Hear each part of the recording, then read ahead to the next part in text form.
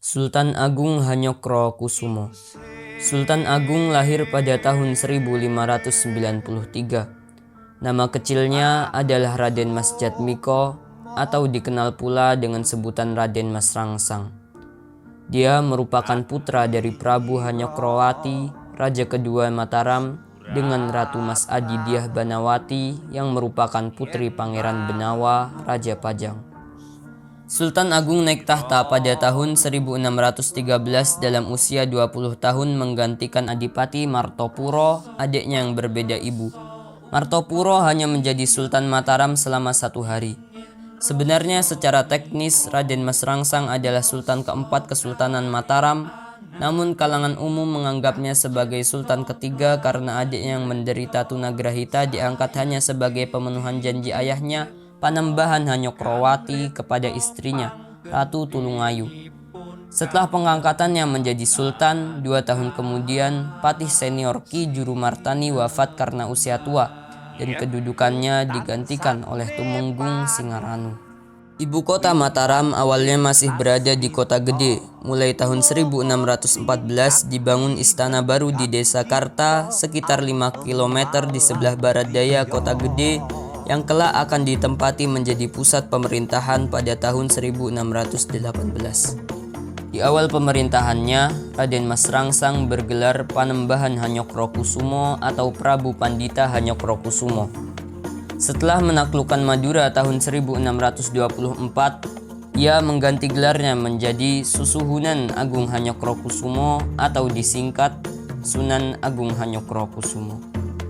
Sultan Agung mulai menyadari bahaya dari keberadaan Kompeni Belanda, menyiapkan bala tentara untuk menyerbu Kompeni Belanda di Batavia. Tahun 1628, Sultan Agung menghimpun kekuatan Mataram untuk menjajal kekuatan VOC di Batavia ini. Dalam sejarah lisan dunia perkerisan disebutkan, seluruh empu keris wilayah Mataram yang berjumlah sadomas atau kira-kira 800 empu dihimpun dan diberi tugas membuat senjata-senjata yang akan digunakan oleh pasukan Mataram untuk menyerbu Batavia. Pada tahun yang sama, pasukan pertama yang dipimpin Tumenggung Bahurekso berangkat ke Batavia. Menyusul kemudian rombongan kedua di bawah pimpinan beberapa panglima. Keseluruhan pasukan berjumlah sekira 10.000 orang. Sayangnya setelah pertempuran sengit terjadi di Benteng Hollandia, pasukan Mataram kalah. Penyebab kekalahan segera dievaluasi. Serangan kedua segera disiapkan secara lebih matang. Jarak antara Mataram dengan Batavia tidaklah dekat. Saat itu, waktu tempuh bisa mencapai 90 hari atau 3 bulan, belum termasuk waktu istirahat serta penyiapan penyerangan. Satu di antara masalah paling penting sekaligus pelik, yaitu ransum makanan untuk pasukan disiapkan. Para petani dikerahkan, termasuk para prajurit juga membantu terjun di sawah ladang. Karawang dan Cirebon disiapkan sebagai lumbung padi yang akan memasok makanan bagi pasukan Mataram. Pada Mei 1629, pasukan pertama dipimpin oleh Adipati Upur. Sebulan kemudian, pasukan kedua menyusul di bawah komando Adipati Juminah. Sekira 14.000 prajurit berangkat ke medan perang. Jalur yang mereka tempuh melalui pantai utara, Pekalongan, Tegal, Cirebon.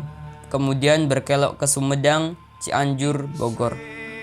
Lalu menyusuri Sungai Ciliwung menuju Batavia. Sayangnya rencana penyerangan ini terbongkar oleh musuh. Kompeni Belanda membumi hanguskan lumbung padi pasukan Mataram. Pasukan Mataram pun kehilangan banyak kekuatan. Di sisi lain, strategi pasukan Mataram yang membendung dan mengotori aliran Sungai Ciliwung sempat membuat Belanda kelabakan. Akibatnya Batavia terserang kolera. Bahkan Gubernur Jenderal Belanda J.P. Koen meninggal dunia karena wabah tersebut. Akhirnya pasukan Mataram memang kalah. Sebuah kekalahan yang terhormat. Kekalahan setelah ada upaya keras untuk mengerahkan segenap kemampuan. Kekalahan yang akan dikenang bangsa ini sebagai pelajaran penting. Betapapun sukarnya sesuatu, lakukan dengan sungguh-sungguh dan kerahkan kemampuan terbaik. Setelah itu, apapun hasilnya, itu adalah hasil terbaik menurut Allah. Yep. tansane pane wimbanding sasmita